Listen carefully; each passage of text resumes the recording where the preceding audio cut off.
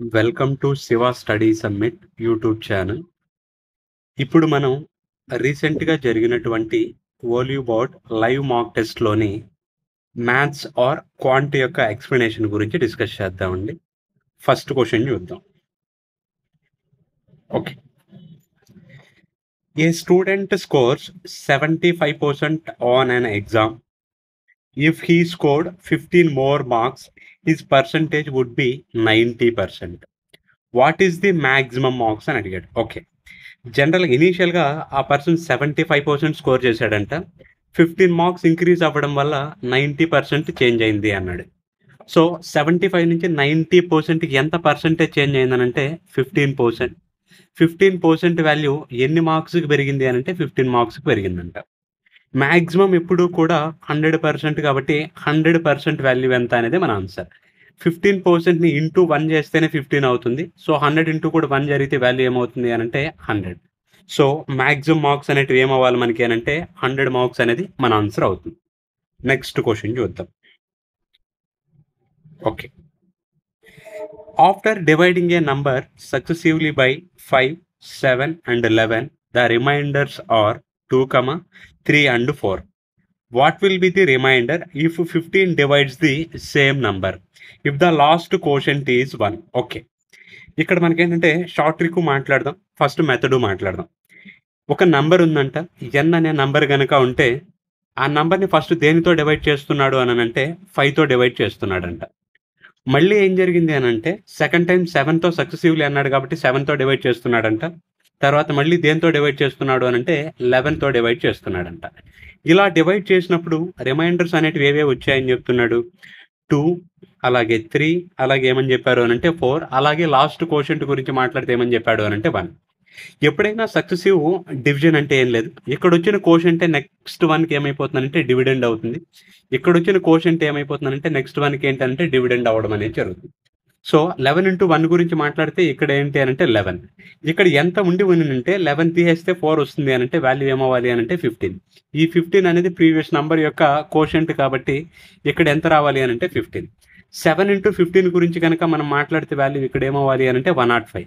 105 ఉంది అనంటే ఇక్కడ ఎంత ఉందంటే 105 తీసేస్తే 3 వస్తుంది అనంటే ఇక్కడ ఆన్సర్ ఏమవ్వాలి అనంటే 108.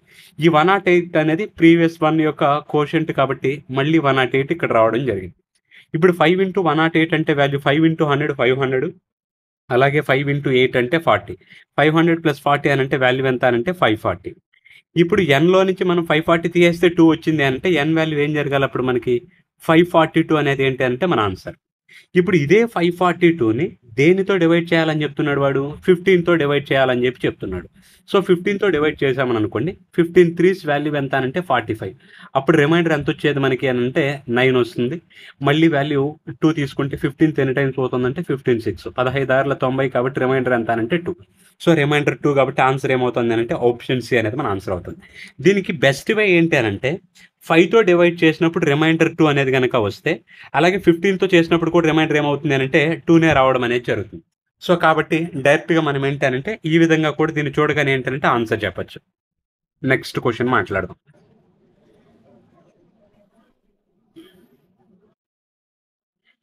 ఓకే.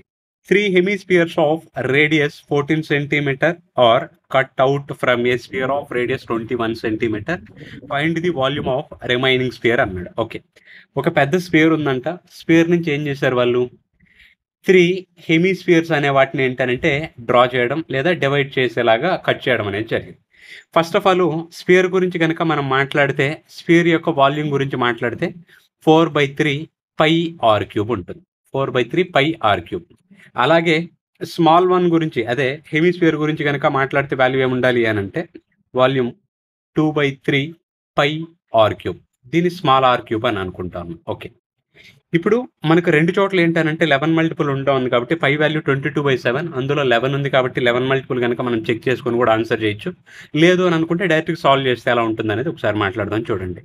ఇప్పుడు 4/3 పై వాల్యూ ఏమని తెలుసు మనకి అంటే 22/7. అలాగే ఆర్ క్యూబ్ అనంటే స్పియర్ యొక్క రేడియస్ వాల్యూ ఎంత ఇచ్చాడు మనకి అంటే 21 కాబట్టి 21 ఇంటూ 21 స్క్వేర్ అంటే వాల్యూ ఏంటంటే 441గా రాస్తున్నాం.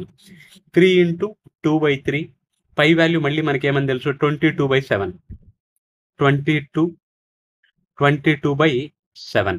ఆర్ క్యూబ్ అన్నప్పుడు ఆల్రెడీ హెమిస్ఫియర్ యొక్క రేడియస్ గురించి మాట్లాడితే 14 అన్నాడు కాబట్టి 14 ఇంటూ ఇంకా ఆ స్క్వేర్ ఉంటుంది కాబట్టి 196 రాయడం అనేది జరిగింది. ఓకే, ఒకసారి 3కి ఏం జరిగిందంటే క్యాన్సల్, 7 1s 7 2s జరిగింది.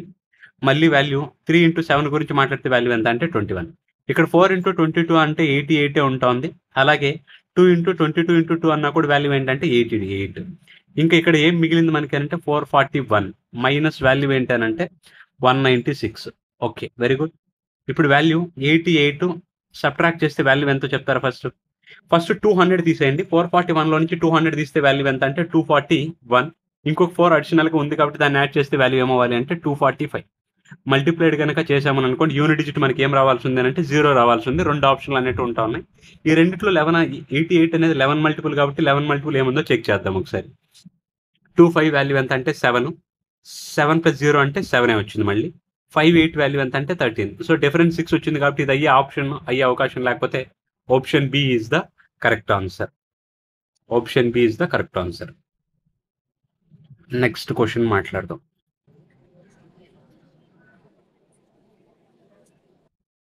If 11a minus 9 whole divided by a plus 11b minus 9 whole divided by b plus 11c minus 9 whole divided by c equal to 0 అన్నాడు, then find the value of 6 of 1/a plus 1/b plus 1/c ఎంత అని అడుగుతున్నాడు. Okay, ఇక్కడ కనుక మీరు కొంచెం క్లియర్గా observe చేస్తే 11a మైనస్ 9/a మనం ఏమని రాయొచ్చు జనరల్గా అంటే 11a/a మైనస్ 9/a రాయొచ్చు. అప్పుడు మనకు ఏ ఏమైపోతుందనంటే క్యాన్సిల్ అయిపోయి 11 మైనస్ 9/a రావడం అనేది జరుగుతుంది. సో దాన్ని మీరు క్లియర్గా అబ్జర్వ్ చేస్తే ఇక్కడ ఏ క్యాన్సిల్ అయిపోతే ఏముంటుంది అని అంటే 11 ఉంటుంది. పక్కన మళ్ళీ వాల్యూ ఏముండాలి 9/a రావడం అనేది జరుగుతుంది. అలాగే రెండో వాల్యూలో కూడా బీబీ ఇక్కడ క్యాన్సిల్ అయిపోతే మిగిలిన వాల్యూ ఏముండాలి మళ్ళీ 11 మైనస్ 9/b రావడం అనేది జరుగుతుంది.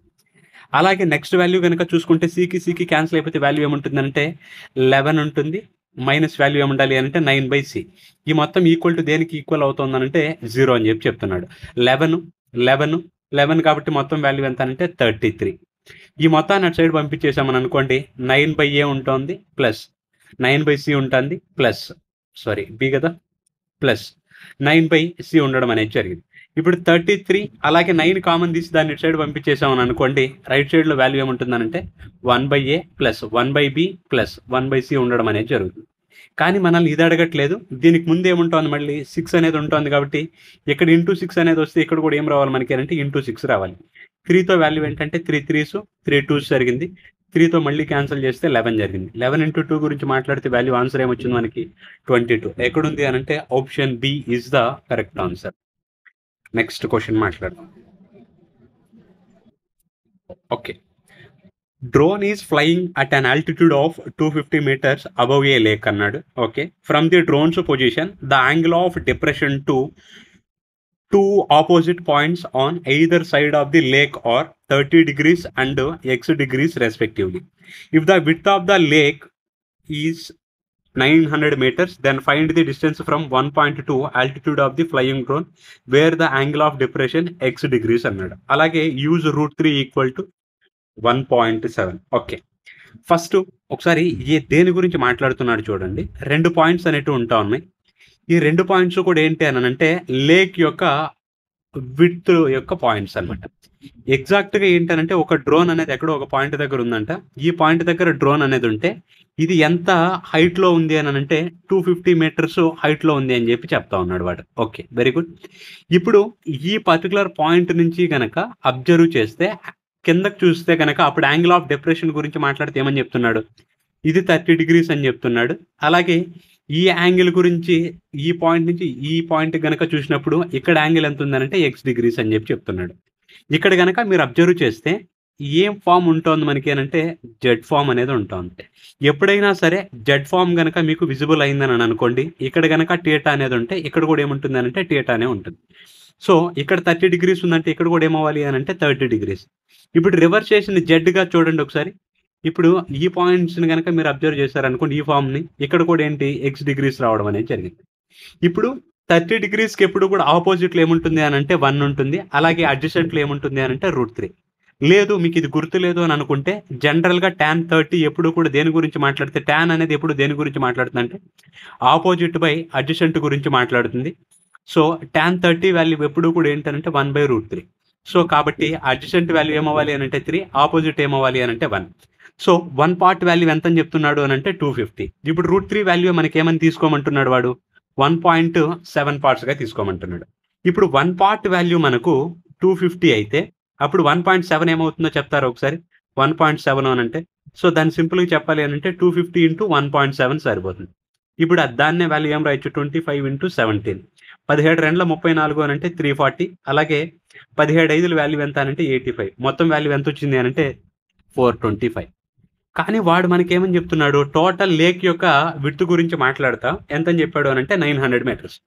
టోటల్ 900 మీటర్స్ అయితే అందులో మనకు ఆల్రెడీ 425 పోతే రిమైనింగ్ వాల్యూ ఇదేనా రావాల్సి ఉండేది. ఈ వాల్యూ ఎంత అంటే 475. ఇదే వాల్యూ అడుగుతున్నాడు. x డిగ్రీస్ డిఫరెషన్ ఉన్నటువంటి పాయింట్కి ఎంత ఉంటుంది అనేసి. సో కాబట్టి ఆన్సర్ ఏమవ్వాలి మనకి 475 degrees. Option A is the correct answer. Next question మాట్లాడదాం. A container has 80 liters of solution with 20% salt. If 16 liters is removed and replaced with pure water అన్నాడు. What is the salt percentage of the new solution? Okay ఒకసారి మాట్లాడదాం చూడండి. ఇనీషియల్గా ఎంత ఉంది అని అంటే 80 లీటర్స్ ఉంది. ఇందులో సాల్ట్ యొక్క పర్సంటేజ్ ఎంత ఉందంట 20% ఉందంట. దీంట్లో ఎంత తీసేసాడని చెప్తున్నాడు వాడు 16 లీటర్స్ ఏంటనంటే రిమూవ్ చేయడం అనేది జరిగింది. అప్పుడు ఎంత వాల్యూ ఉంది అని అంటే 64 లీటర్స్. 64 లీటర్స్ తీసేసిన తర్వాత దీంట్లో కూడా సాల్ట్ పర్సెంట్ ఎంత ఉంటుందనంటే ఇనీషియల్గా ఎంతైతే ఉంటుందో తర్వాత కూడా అంతే ఉంటుంది. కానీ దీనికి మళ్ళీ ఏం చేశాడు వాడు 16 లీటర్స్ యాడ్ చేశాడు. అది కూడా ఏం యాడ్ చేశాడు వాటర్ మాత్రమే యాడ్ చేశాడు.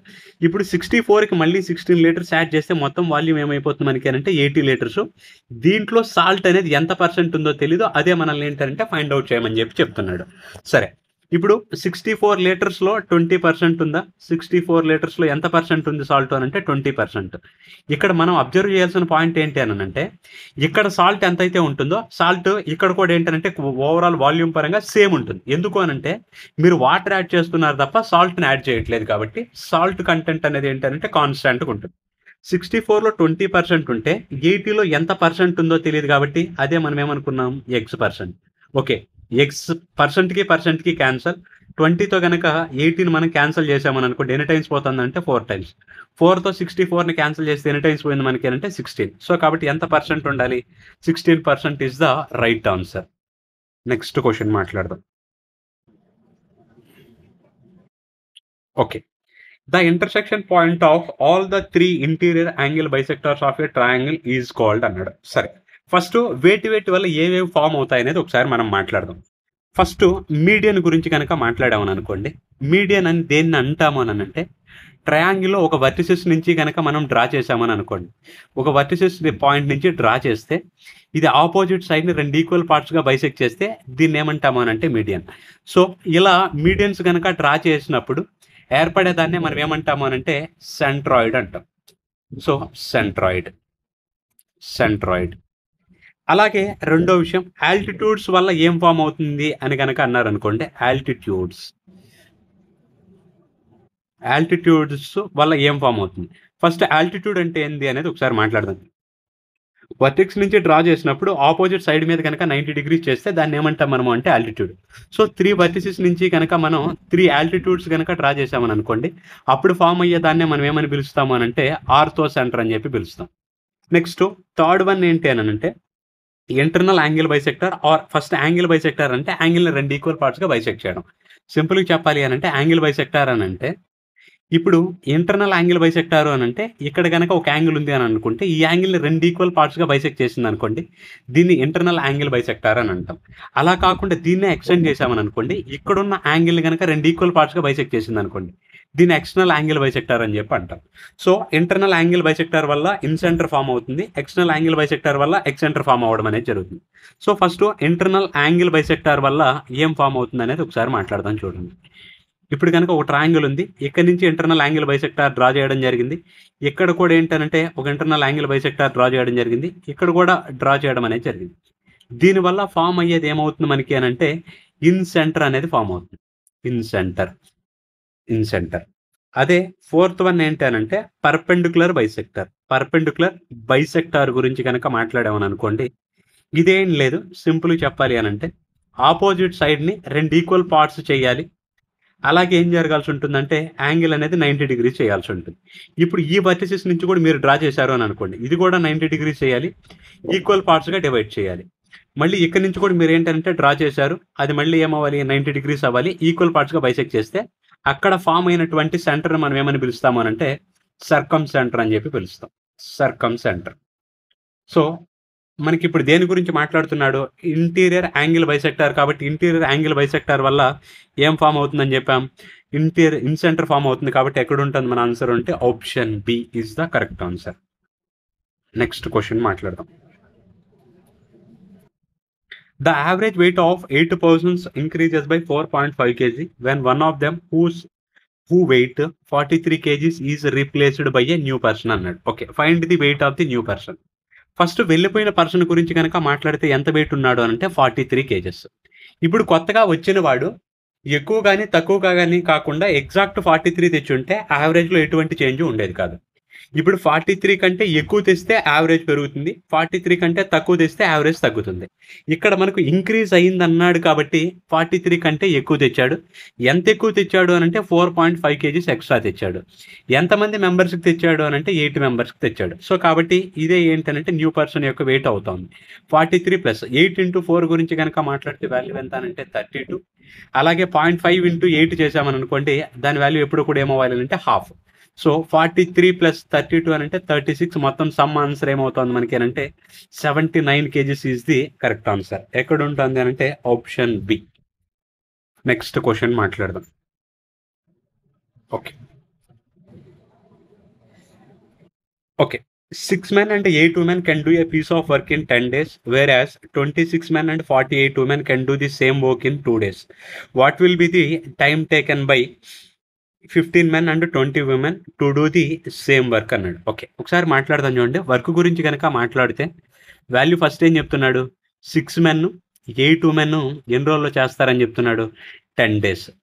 ఇదే వర్క్ని మళ్ళీ ఏం చెప్తున్నాడు, 26 men నెక్స్ట్ 48 women ఎన్ని రోజుల్లో చేస్తారంట, 2 daysలో చేస్తారంట. అదే వర్క్ని ఎవరు చేయాలని అడుగుతున్నాడు వాడు, 15 men మళ్ళీ ఏమంటున్నాడు వాడు, 15 men 20 women ఎన్ని రోజుల్లో చేస్తారు అని అడిగాడు. ఇక్కడ కనుక మీరు కొంచెం క్లియర్గా అబ్జర్వ్ చేస్తే ఈ మొత్తం టర్మ్ యొక్క వాల్యూ ఏమవుతుంది మనకి అంటే 2.5 టైమ్స్ ఏంటి అని అంటే ఇది ఉంటుంది. అంతేనా కాదా చెక్ చేయండి. 6 ఇంటూ 2 చేస్తే వాల్యూ ఎంత అని అంటే 12. అలాగే 6 ఇంటూ 0.5 అంటే 6లో హాఫ్ 3, అదే వాల్యూ ఎంత ఉందనంటే 15గా ఉంటుంది. అలాగే 8 ఇంటూ 2ని కనుక మీరు మాట్లాడారు అనుకోండి, 8 ఇంటూ 2 వాల్యూ ఎంత అనంటే 16. అలాగే 8 ఇంటూ 0.5 అన్నామని అనుకోండి, హాఫ్ వాల్యూ ఎంత అనంటే 4. 16 ప్లస్ 4 వాల్యూ ఎంత అనంటే 20 జరిగిందండి. సో ఇక్కడ మెంబర్స్ కనుక మనకు 2.5 టైమ్స్ అయితే టైం ఏమవుతుందంటే 2.5 టైమ్స్ తగ్గుతుంది.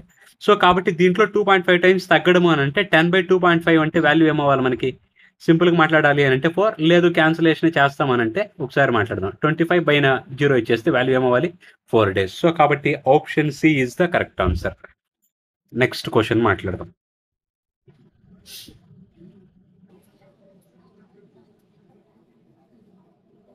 If the standard deviation of a data is 4.8 and each value of the data is divided by 4, then find the new variance అన్నాడు. Okay, first of all new standard deviation గురించి కనుక మాట్లాడామని అనుకోండి, already old standard deviation ఎంత ఉంటుంది మనకి, old standard deviation గురించి మాట్లాడితే value 4.8. So new standard deviation గురించి కనుక మాట్లాడితే వాల్యూ ఏమవ్వాలి అని అంటే 4.8/4 జరిగితే వాల్యూ ఎంత అని అంటే 1.2. జనరల్గా వేరియన్స్ ఈక్వల్ టు లేదా స్టాండర్డ్ డీవియేషన్ ఈక్వల్ టు మనకి ఏమని తెలుసు, రూట్ ఆఫ్ వేరియన్స్. ఇప్పుడు మనకు వేరియన్స్ కావాలి అని అంటే స్టాండర్డ్ డీవియేషన్ ఏం జరుగుతుంది మనకి, స్క్వేర్ అని అవ్వాల్సి ఉండేది. ఆల్రెడీ న్యూ స్టాండర్డ్ డీవియేషన్ ఎంత వచ్చింది మనకి 1.2, దీని యొక్క స్క్వేర్ అయినా మనకు కావాల్సింది.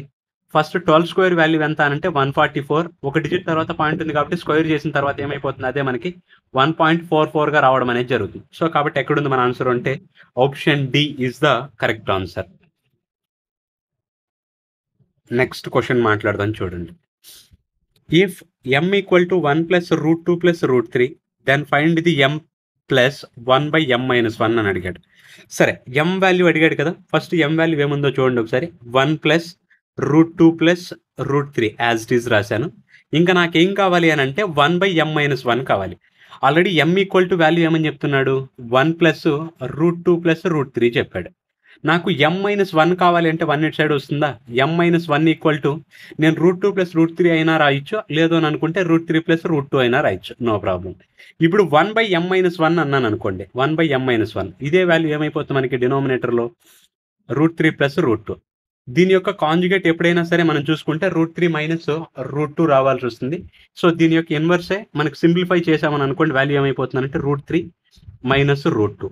డినామినేటర్లో మనకి ఏంటంటే డిఫరెన్స్ అనేది 1 ఉంటుంది కాబట్టి రాసిన రాకపోయినా నో ప్రాబ్లం, ఎందుకంటే a² మైనస్ b² ఫామ్ అవుతుంది కాబట్టి. సో 1/m-1 వాల్యూ ఎంత వచ్చింది మనకి అంటే √3 మైనస్ √2 వచ్చింది. సో మైనస్ √2కి ప్లస్ √2కి క్యాన్సిల్ అయిపోతే ఏమొచ్చింది ఆన్సర్, 1 ప్లస్ √3 ప్లస్ √2 అంటే ఆన్సర్ ఏమవ్వాలి, 2√3. సో కాబట్టి ఎక్కడుంది మన ఆప్షన్ అంటే option A is the correct answer. Next question మాట్లాడదాం. The graph of 5y minus x equal to 7 cuts the x-axis at point P of a, b అన్నాడు. The value of 3b minus 2a is అన్నాడు. ఓకే, ఇక్కడ మనకు ఒక basic పాయింట్ని మనం ఏంటంటే అబ్జర్వ్ చేయాల్సి ఉంది. ఎప్పుడైనా సరే ఏదైనా ఒక పాయింట్ x-యాక్సిస్ మీద కనుక ఉంటుంది అని అనుకుంటే ఇది x-యాక్సిస్ అంటాం, ఇది y-యాక్సిస్ అంటాం. సో ఎక్కడైనా తీసుకోండి, x-యాక్సిస్ మీద కనుక తీసుకుంటే అప్పుడు y వాల్యూ ఏమైపోతుంది, y వాల్యూ కంప్లీటెడ్గా 0 ఉంటుంది. y value 0. ఇక్కడే మనకి ఏమని చెప్తున్నాడు, ఈ p of a by b అనేది ఇది x వాల్యూ, ఇది ఏంటంటే y value. So b already మనకి ఏంటంటే b వాల్యూ ఏమైపోతుంది అంటే 0. సో 3b వాల్యూ కంప్లీటెడ్గా ఏంటంటే 0 జరిగింది. ఇప్పుడు ఇక్కడ మొత్తం ఈక్వేషన్లో ఇది 0 అయిపోతే minus x equal to value ఏమొచ్చింది మనకి 7. అప్పుడు x ఈక్వల్ టు వాల్యూ ఏమని చెప్పచ్చు మనం, -7. ఇదే వాల్యూ ఏమని చెప్తున్నాడు వాడు అని అంటే a. మనకు డైరెక్ట్గా ఏ వాల్యూ అడగట్లేదు, -2a వాల్యూ కావాల్సి ఉంది. సో కాబట్టి -2 ఇంటూ ఏ వాల్యూ ఎంత వచ్చింది మనకి అంటే -7. మైనస్ ఇంటూ మైనస్ వాల్యూ ఏమవ్వాలంటే ప్లస్ అవ్వాలి. 2 ఇంటూ 7 గురించి మాట్లాడితే వాల్యూ ఎంత అంటే 14. So option C is the correct answer. Next question మాట్లాడదాం.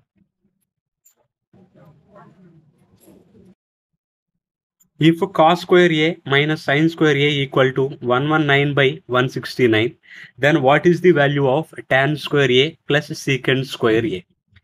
ఇప్పుడు కాస్కైనా సైన్కైనా డినామినేటర్లో ఎప్పుడూ కూడా ఏముంటుంది అని అంటే హైపోటనస్ ఉండడం అనేది జరుగుతుంది. స్క్వేర్ చేసినప్పుడు ఇక్కడ 169 వచ్చింది అని అంటే ఒక ట్రయాంగిల్లో హైపోటనస్ వాల్యూ స్క్వేర్ చేసినప్పుడు 169 దేని వాల్యూ అవుతుంది మనకి అని అంటే 13. ఓకే, ఇక్కడ వరకు బాగానే ఉంటుంది. ఇప్పుడు 13 ఉన్నప్పుడు ట్రిప్లెట్స్ మనకి ఏమని తెలుసు, 13తో కాంబినేషన్ ఉన్నవి 5, 12, 13 అంతేనా కదా జరిగింది. సో కాబట్టి ఏది ఆపోజిట్ ఏది అడ్జసెంట్ రావాలి అని దానికి కూడా క్లారిటీ ఉంటుంది చూడండి.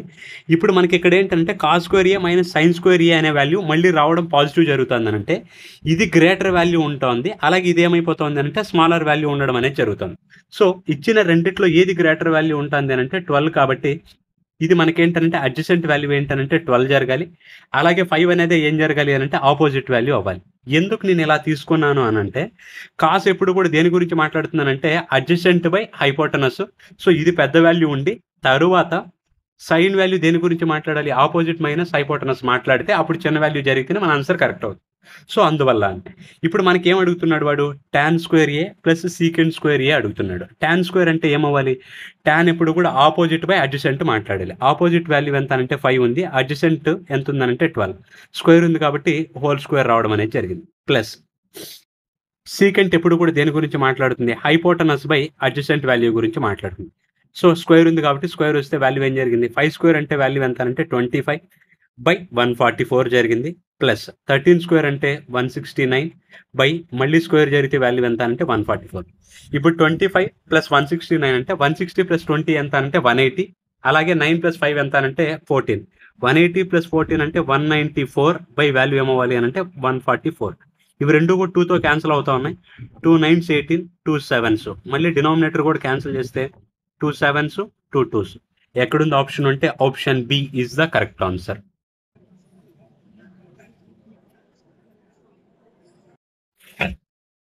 A trail has success probability 4/7. If the trail is repeated 6 times, what is the probability of exactly 2 success అన్నాడు. ఓకే. మనకేంటనంటే సక్సెస్ అవ్వడానికి ప్రాబబిలిటీ ఎంతని చెప్తున్నాడు? 4/7. అలాగే లాస్ అవ్వడానికి ప్రాబబిలిటీ ఏమవ్వాలప్పుడు? 7లో 4 విన్ అవుతున్నాడు అనంటే లాస్ అవ్వడానికి వాల్యూ ఏముంటుందనంటే 3/7 రావడం అనేది జరుగుతుంది. లాస్ ఆర్ ఫెయిల్యూర్ గురించి మాట్లాడితే. ఇప్పుడు 6 టైమ్స్ వాడేంటనంటే టైల్ చేయడం అనేది జరుగుతుంది. అందులో 2 టైమ్స్ ఏంటంటే విన్ అవ్వాల్సిందంట. ఇప్పుడు విన్ అవ్వడం 2 టైమ్స్ గురించి మాట్లాడితే విన్ అవ్వాల్సి ఉండేది 4/7, 2 టైమ్స్ కాబట్టి దీనికి వాల్యూ ఏమొచ్చింది అనంటే స్క్వేర్ రావడం అనేది జరిగింది. నువ్వు 6 కాయిన్స్లో ఆల్రెడీ 2 కాయిన్స్ మనకేంటంటే సక్సెస్ని ఇస్తే రిమైనింగ్ 4 కాయిన్స్ కూడా ఏం జరగాలి అంటే ఫెయిల్యూర్ని ఇవ్వాలి. ఫెయిల్యూర్ ఇవ్వడానికి ప్రాబబిలిటీ ఎంత ఉంటుంది మనకి? 3/7. సో కాబట్టి పవర్లో ఎంత వాల్యూ రావాల్సి వచ్చింది అంటే 4. సో ఇలాంటి ఆప్షన్ ఎక్కడ ఉంటుంది? 6C2 అలాగే 4/7 whole square 3/7 whole power 4. So option D is the correct answer. Next question మాట్లాడదాం. Okay. A circle is inscribed in a triangle ABC. AB equal to 14 centimetre, BC equal to 9 centimetre, CA equal to 12 centimetre. Find the length of AP అన్నాడు. Okay.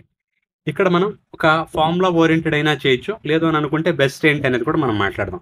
ఒకవేళ మీరు formula oriented చేయాలనుకున్నారనుకోండి, అంటే మీకు AP కావాలన్నా లేదా AR కావాలన్నా ఏం చేయాలో చెప్తా చూడండి. ఇప్పుడు ఏపీ డిస్టెన్స్ ఎంత అయితే ఉంటుందో ఏఆర్ డిస్టెన్స్ కూడా అంతే ఉంటుంది. ఇప్పుడు ఏ అనేది మీకు వర్టిసిస్ పాయింట్ కాబట్టి దాని కరస్పాండింగ్ సైడ్స్ కంప్లీటెడ్గా మీరు యాడ్ చేయడం చేయండి. ఏబి ప్లస్ ఏసీ ఏదైతే ఆపోజిట్ ఉంటుందో ఆ వర్టెక్స్కి దాన్ని సబ్ట్రాక్ట్ చేయండి. బీసీ బై వాల్యూ ఏంటి? బై 2 చేశారనుకోండి మీ ఆన్సర్ రావడం అనేది జరుగుతుంది. వాల్యూ ఏంటో చూడండి ఒకసారి. ఏబీ వాల్యూ ఎంత ఉంది మనకి అని అంటే 14 ప్లస్ ఏసీ వాల్యూ ఎంత ఉంటుంది మనకి అని అంటే 12 ఉంటుంది, మైనస్ వాల్యూ ఏంటి జరిగింది? బీసీ వాల్యూ 9/2 రావాల్సి ఉంది. 14 ప్లస్ 12 అంటే వాల్యూ ఎంత అంటే 26 మైనస్ 9/2 అనేది జరిగింది. వాల్యూ ఏమవ్వాలి ఇది మనకి? 26 మైనస్ 9 అని అంటే 17/2. 17/2 అని అంటే వాల్యూ ఏమవ్వాలి అంటే 8.5 అనేది ఏంటంటే మన ఆన్సర్ అవుతుంది. లేదు మీకు ఈ ఫార్ములా గుర్తు రాలేదు అన్నారు అనుకోండి, ఇక్కడ మనం ఇంకొక పాయింట్ని కూడా మాట్లాడి దీన్ని డెరివ్ చేయొచ్చు. ఎలా అనేది ఒకసారి చూడండి. ఎప్పుడైనా సరే ఒక సర్కిల్ అనేది ఉండి ఒక అవుట్ సైడ్ పాయింట్ నుంచి మీరు 2 టాంజెంట్లు కనుక డ్రా చేశారనుకోండి, ఈ 2 టాంజెంట్ల యొక్క లెంత్ ఎప్పుడు కూడా ఎలా ఉంటుంది అంటే సేమ్ ఉంటుంది. సో దాన్ని బేస్ చేసుకొని ఒకసారి మనం ఏంటంటే మాట్లాడదాం చూడండి. ఇప్పుడు మీరు ఏపీ వాల్యూ ఎక్స్ అని అనుకుంటే ఏఆర్ వాల్యూ కూడా ఏమవ్వాలి అని అంటే ఎక్స్ అవ్వాలి. బీపీ వాల్యూ కనుక మీరు వై అని అనుకుంటే బీక్యూ వాల్యూ కూడా ఏం జరగాలి అని అంటే వై అవ్వాలి. సిఆర్ వాల్యూ కనుక జెడ్ అని అనుకున్నారనుకోండి, అలాగే సిక్యూ వాల్యూ కూడా ఏమైపోతుందనంటే జెడ్. మీరు కనుక మొత్తం ఒకసారి యాడ్ చేస్తే 2 ఎక్స్లు ఉన్నాయి, 2 వైలు ఉన్నాయి, 2 జెడ్లు ఉన్నాయి, అంటే 2 టైమ్స్ అనేటివి ప్రతిదీ జరిగింది. 2 ఆఫ్ వాల్యూ ఏం జరిగింది మనకి? X plus why plus Z అనేది జరిగింది. ఈ మొత్తమే ఏంటంటే టోటల్ పెరిమీటర్కి ఈక్వల్. 14 ప్లస్ 9 ఎంత అనంటే 23, 23 ప్లస్ 12 ఎంత అనంటే 35. Okay, very good. ఇప్పుడు x plus why plus z కావాలి అన్నాను అనుకోండి, వై ప్లస్ జెడ్, అప్పుడు వాల్యూ ఏమవుతుందో చూడండి ఒకసారి. 2తో 35 మనం డివైడ్ చేస్తే వాల్యూ ఎంత అంటే 17.5. ఇప్పుడు మనకి ఎక్స్ కావాలి కాబట్టి వైజెడ్ వాల్యూని ప్లేస్ చేద్దాం. వైజెడ్ వాల్యూ ఏముంటుంది మనకి? బీసీనేనా? బీసీ వాల్యూ ఎంత ఉంటుంది మనకి? 9. ఇప్పుడు 9కి మనం ఎంత యాడ్ చేసి ఉన్నానంటే 17.5 వచ్చి ఉంటుంది. సో ఎక్స్ వాల్యూ ఏమవ్వాలి అప్పుడు మనకి అంటే 8.5 ఇస్ ద కరెక్ట్ ఆన్సర్. ఇలా అయినా సరే మీరు ఏంటంటే ఆన్సర్ చేయడానికి స్కోప్ ఉంటుంది. సో కాబట్టి option A is the correct answer. Next question మాట్లాడదాం.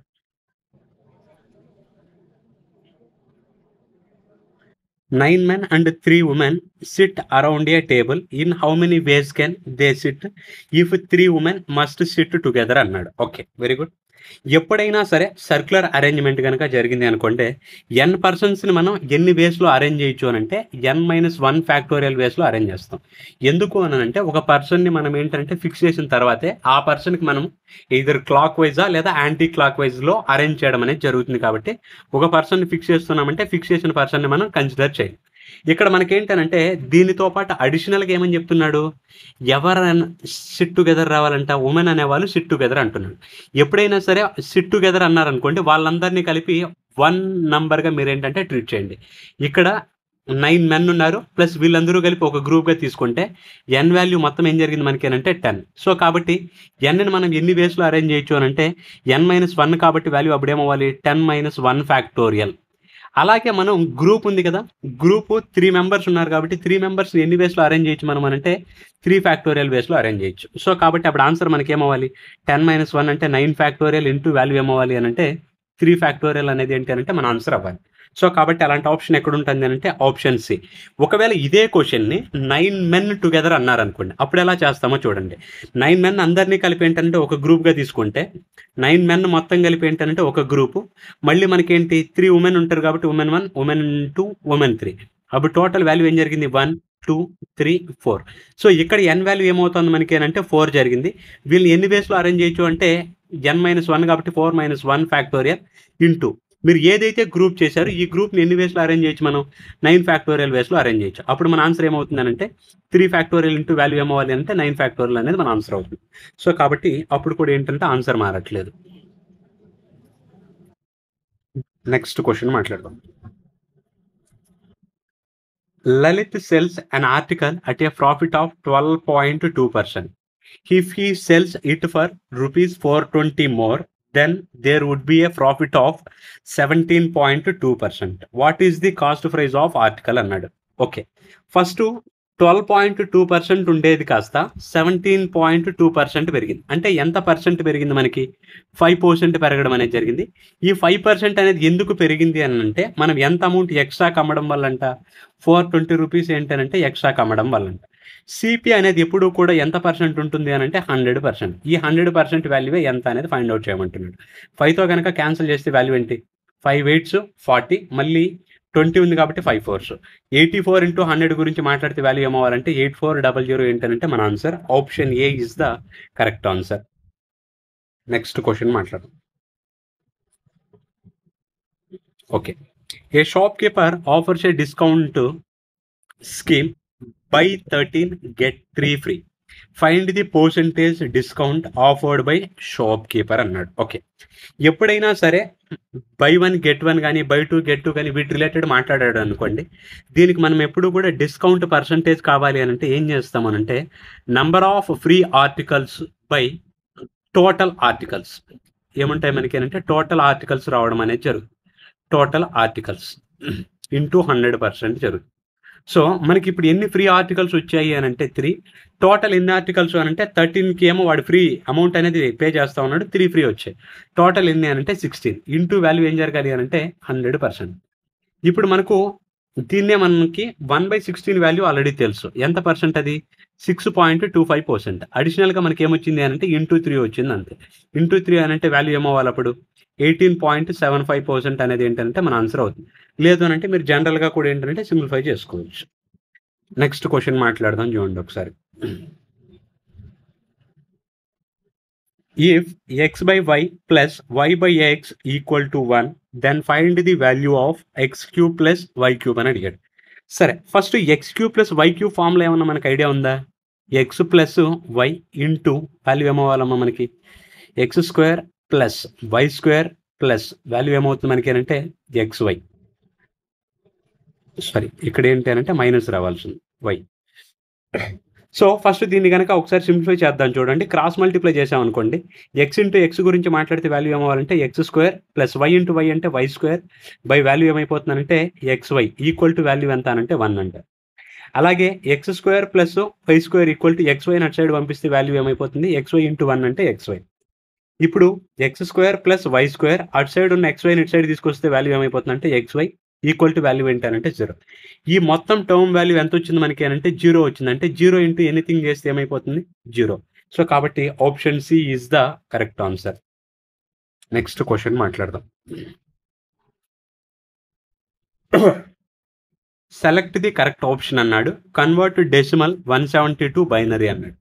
బైనరీ అనే దాన్నే మనం ఏంటంటే బేస్ 2 సిస్టమ్ అని కూడా అంటాం. ఎందుకు బేస్ 2 సిస్టమ్ అని అంటే దీంట్లో ఓన్లీ ఏముంటాయి మనకి 1s 0s ఉంటాయి కాబట్టి ఓన్లీ 2 వాల్యూసే పాసిబుల్ కాబట్టి అందుకే మనం బేస్ 2 సిస్టమ్ అని కూడా అంటాం.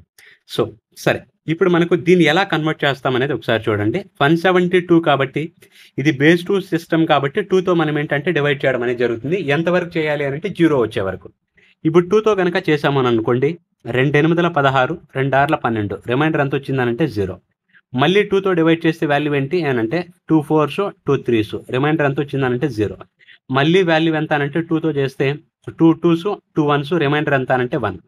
మళ్ళీ 2తో కనుక చేస్తే 2 10s 20, రిమైండర్ ఎంత వచ్చింది మనకి అనంటే 1. మళ్ళీ 2తో కనుక చేస్తే వాల్యూ ఏంటనంటే 2 5s జరిగింది. మళ్ళీ రిమైండర్ ఎంత అంటే 0 వచ్చింది. 2తో కనుక మళ్ళీ చేసామనుకోండి 2 2s 4 పోతే రిమైండర్ ఎంత అంటే 4 పోతే రిమైండర్ 1 జరిగింది. మళ్ళీ 2తో చేసామని అనుకోండి 2 1s వాల్యూ ఎంత అంటే 1, రిమైండర్ ఎంత అంటే 0. సో ఇదే మనకు మళ్ళీ మనం 0 వచ్చే వరకు చేయాలి కాబట్టి 2తో మళ్ళీ చేసామని అనుకోండి ఎన్ని టైమ్స్ పోతుందనంటే 0, ఎంత రిమైండర్ అని అంటే 1. ఈ మొత్తాన్ని మనం ఏమని చెప్పొచ్చు అని అంటే బైనరీ సిస్టమ్ యొక్క కోడ్ వాల్యూ ఏమొచ్చింది 10 10 11 00. ఇలాంటి ఆప్షన్ ఎక్కడ ఉంటుంది 10 10 11 00 అనేది option C is the correct answer. Next question మాట్లాడదాం చూడండి.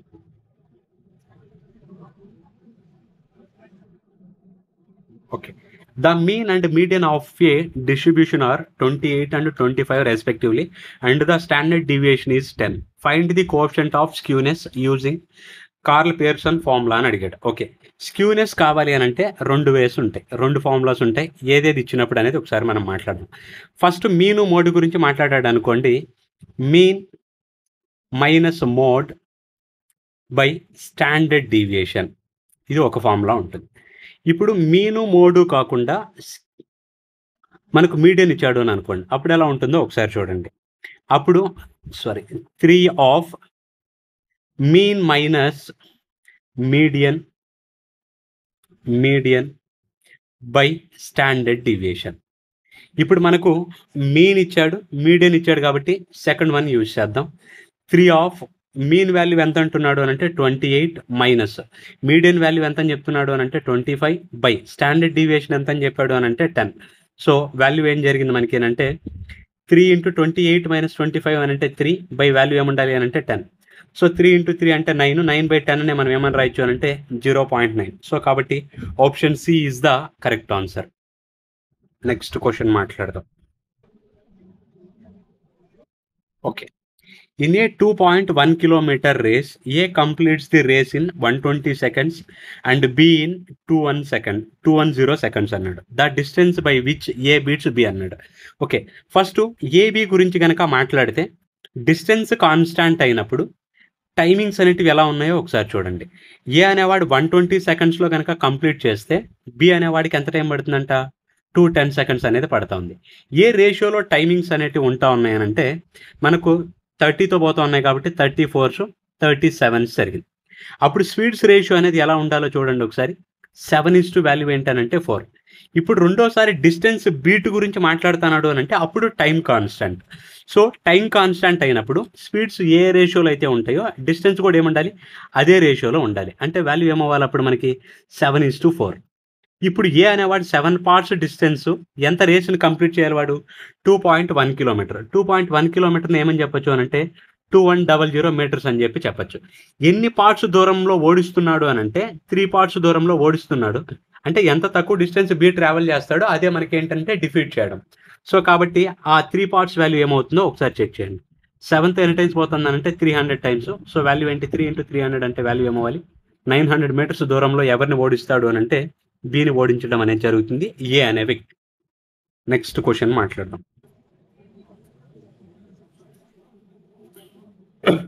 If a circle whose center is 5,7 touches the line 6x plus 8y minus 5 equal to 0, then find the radius of the circle అన్నాడు. Okay, ఎప్పుడైనా సరే ఒక point ఉండి ఒక point నుంచి ఒక లైన్ కనుక వాడు డిస్టెన్స్ కనుక కనుక్కోమన్నాడు అనుకోండి.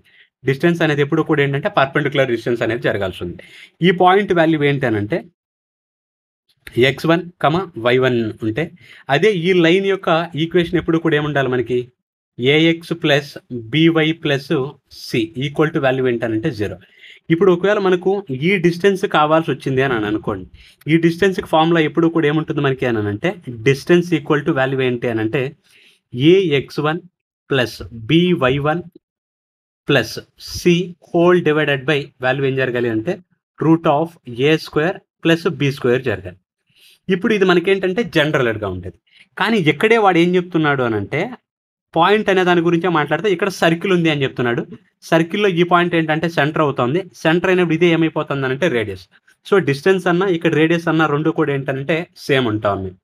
అలాగే ఇక్కడ ఎప్పుడు కూడా డిస్టెన్స్ ఎప్పుడు కూడా పాజిటివ్లో ఉంటుంది కాబట్టి ఇక్కడ ఏం అడిషనల్గా వస్తుంది మనకి అంటే మోడ్ రావడం అనేది జరుగుతుంది. సరే, ఒకసారి ax1 plus by1 plus C ప్లస్లో ఇది చేస్తే ఇక్కడ ఎక్స్ వాల్యూ ఏమవ్వాలి మనకి అంటే 5. అలాగే y వాల్యూ y1 వాల్యూ ఏంటి అని అంటే 7. అంటే ఇదే వాల్యూలో ఏమవుతాయి మనకి x1, y1 వాల్యూస్ అవుతాయి కాబట్టి పాయింట్ వాల్యూసే అవి. ఓకే. ఇప్పుడు 6 ఇంటూ 5 అన్నాం అనుకోండి, ఏ x1 కాబట్టి 6 ఇంటూ 5 గురించి మాట్లాడితే వాల్యూ ఏమవ్వాలి 30 ప్లస్ బి y1 అన్నానంటే 8 ఇంటూ 7 గురించి మాట్లాడితే వాల్యూ ఏమవ్వాలంటే 56. అలాగే ఇక్కడ మైనస్ ఉంది కాబట్టి మైనసే రావాలి. వాల్యూ ఎంత అంటే 5/√ఆఫ్ ఏ స్క్వేర్ ప్లస్ బి స్క్వేర్ రావాలి. ఇది ఏ వాల్యూ, ఇది ఏమవుతుంది మనకి అంటే బి వాల్యూ. ఏ స్క్వేర్ అంటే వాల్యూ ఎంత అంటే 36, బి వాల్యూ ఎంత అంటే 64 జరిగింది. ఇప్పుడు వాల్యూ ఏంటో న్యూమరేటర్లో ఒకసారి చూస్తే కనుక 30, 56 అంటే 86, -5 అంటే వాల్యూ ఏమవ్వాలంటే 81 బై దీని వాల్యూ మొత్తం ఏమైపోతుందంటే √100. √100 ఉంటుందంటే దీన్ని ఏమని చెప్పచ్చు 81 బై డినామినేటర్లో 10 వాల్యూ ఏమవుతుందంటే 8.1. సో కాబట్టి 8.1 యూనిట్స్ అనేది ఏంటంటే మన answer option B is the correct answer. Next question మాట్లాడదాం. If the difference between simple interest on rupees 10,000 and 15,000 for 3 years at the same rate is 900, find the rate అన్నాడు. Okay, ఇప్పుడు ఇది 3 ఇయర్స్కు 900 వచ్చింది అని అంటే 1 ఇయర్కి వాల్యూ ఎంత వస్తుంది మనకు అప్పుడు డిఫరెన్స్ ఎంత అంటే 300. ఈ 300 అనేది దేని మీద వచ్చింది అని అంటే ఈ డిఫరెన్స్ ప్రిన్సిపల్స్ మీదేనా. సో 10,000కి 15,000కి మధ్య డిఫరెన్స్ ఎంత ఉంటుంది అని అంటే 5,000 రూపీస్ అనేది ఏంటంటే డిఫరెన్స్ ఉంటుంది. సో ఇంటూ 100% చేస్తే ఇదే మన యొక్క రేట్ ఆఫ్ ఇంట్రెస్ట్. 2 zeros కి 2 zeros కి క్యాన్సల్, 0కి 0కి క్యాన్సల్. 30/5 అంటే ఆన్సర్ ఏమవ్వాలి మనకి 6% అనేది రేట్ ఆఫ్ ఇంట్రెస్ట్. సో ఎక్కడుంది option C is the correct answer. Next question మాట్లాడదాం. Okay, find the sum of the first 2 largest fractions అని అడిగాడు. ఓకే, ఫస్ట్ లార్జెస్ట్ కావాలి కాబట్టి వేటి మధ్య అయితే గ్యాప్ అనేది న్యూమరేటర్కి డినామినేటర్కి మధ్య గ్యాప్ తక్కువ ఉంటుందో అవే మనకి ఏంటి అని అంటే పెద్ద వాల్యూగా మనం కన్సిడర్ చేయడం అనేది జరుగుతుంది. ఓకే, ఇప్పుడు 13కి 25కి గ్యాప్ ఎంత ఉంటుంది అని అంటే 12. అలాగే 17కి 24కి గ్యాప్ అనేది ఎంత ఉంటుంది అని అంటే 7 ఉంటుంది. ఓకే, అలాగే 19కి 35కి గ్యాప్ ఎంత ఉంటుంది అని అంటే 16. ఓకే, 21కి 28కి గ్యాప్ ఎంత ఉంటుంది అని అంటే 7. ఓకే, కాబట్టి మనకు లార్జెస్ట్ ఫ్రాక్షన్స్ అనేటివి ఏమేమి అవుతా ఉన్నాయి మనకి అంటే 17/24 ఒకటి, 21/28 ఒకటి. వాటి యొక్క సమ్ అడిగాడమ్మా మనం. ఇప్పుడు 17 బై వాల్యూ ఏమవ్వాలి అని అంటే 24 ప్లస్ 21 బై వాల్యూ ఏంటంటే 28. సో ఎల్సిఎం గురించి కనుక మాట్లాడితే 24, 28లో ఏం కామన్ ఉంటుందంటే 4. ఇంక ఇక్కడ మిగిలిన వాల్యూ ఏంటంటే 6. ఇంక ఇక్కడ మిగిలిన వాల్యూ ఏంటంటే 7. 24 అంటే 4 ఇంటూ 6, మిగిలిన వాల్యూని 7తో మల్టిప్లై చేస్తే చాలు. 7 ఇంటూ 17 వాల్యూ ఎంత అంటే 119 ప్లస్ 28 వేటి వల్ల వస్తుందంటే 4 ఇంటూ 7, మిగిలింది 6 కదా. 6 ఇంటూ 21 చేస్తే వాల్యూ ఏమవ్వాలి 126. రెండు సమ్ చేస్తే వాల్యూ ఏమవుతుందో చెప్తారు అప్పుడు ఒకసారి. 245 బై వాల్యూ ఏమవ్వాలి 245 బై డినామినేటర్లు అన్ని సేమే ఉన్నాయి కాబట్టి 168. ఇలాంటి ఆప్షన్ ఎక్కడ ఉంటుంది మనకి option A is the correct answer. Okay, thank you so much. ఒకవేళ వీడియో కనుక మీకు నచ్చితే లైక్ చేయండి, సబ్స్క్రైబ్ చేసుకోండి.